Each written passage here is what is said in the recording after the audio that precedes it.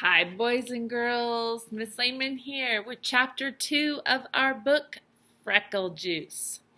Chapter 2. That night, Andrew had trouble sleeping. He kept thinking about Freckle Juice.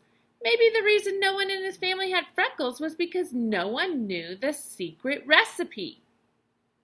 If they never even heard of Freckle Juice, then how could they have any freckles? It figured. Andrew didn't like the idea of paying Sharon for anything, and 50 cents was a lot of money. It was 5 whole weeks of allowance.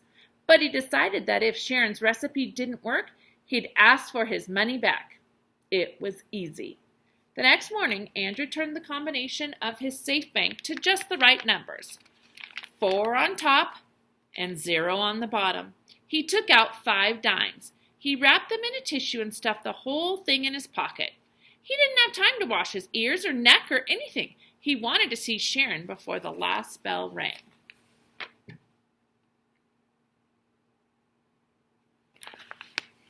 "Bye, Mom," Andrew called. "Andrew Marcus! Wait a minute!" His mother hurried over to him. She almost tripped on her long bathrobe. The curlers in her hair scratched Andrew's face as she checked his ears and neck. "Please, Mom, can't we skip it just this once?" Andrew begged. Miss Marcus stepped away from Andrew. She pointed a finger at him. "Okay," she said. "I'll let you go this time, but tomorrow I'm looking again. And Andrew, zip up your pants." Andrew looked down. Zippers were a pain.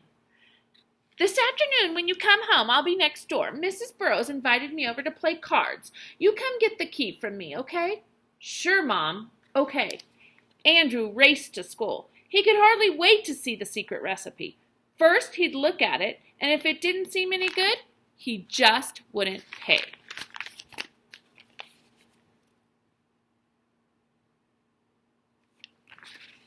Sharon was already at her desk when Andrew arrived. He went right over to her. "Did you bring it?" he asked. "Bring what?" Sharon opened her eyes real wide. "You know what? The secret recipe for Freckle Juice." "Oh, that. I have it right here." Sharon patted her pocket. "Well, let's see it." "Do you have the 50 cents?" Sharon asked. "Sure, right here."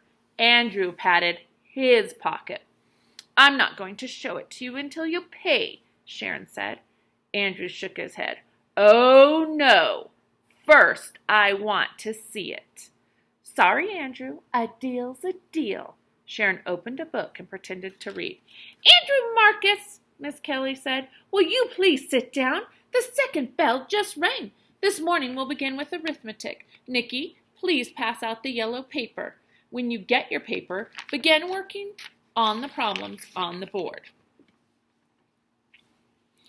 Andrew went to his seat. Then he took the tissue with the 5 dimes out of his pocket. He held it near the floor and aimed it towards Sharon. She sat in the next row. Sharon stuck out her foot and stepped on the tissue. Then she slid it over until she could reach it with her hand. She bent down and picked it up. Miss Kelly didn't notice. Sharon counted the 5 dimes. Then she took a piece of folded up white paper out of her pocket and threw it to Andrew. It landed in the middle of the aisle. Andrew leaned way over to pick it up, but he lost his balance and fell off his chair. Everybody laughed except Andrew and Miss Kelly.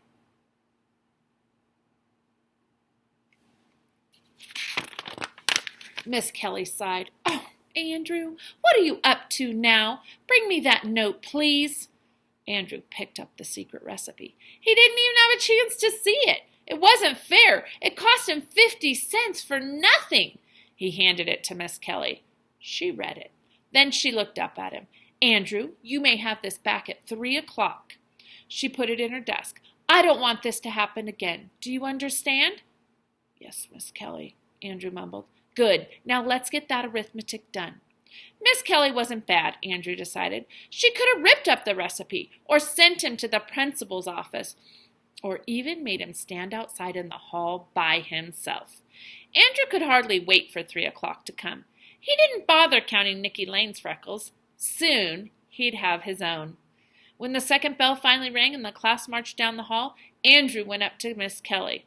She held the piece of white paper and waved it at him. "Here's your note, Andrew. I have the feeling it's pretty important to you. But from now on, you must pay attention in class. Andrew took the recipe from Miss Kelly.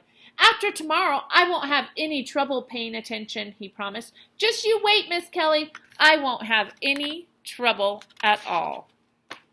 That was a great second chapter. I wonder what's going to happen with this recipe and if Andrew will get freckles. See you tomorrow for the next installment of Freckle Juice.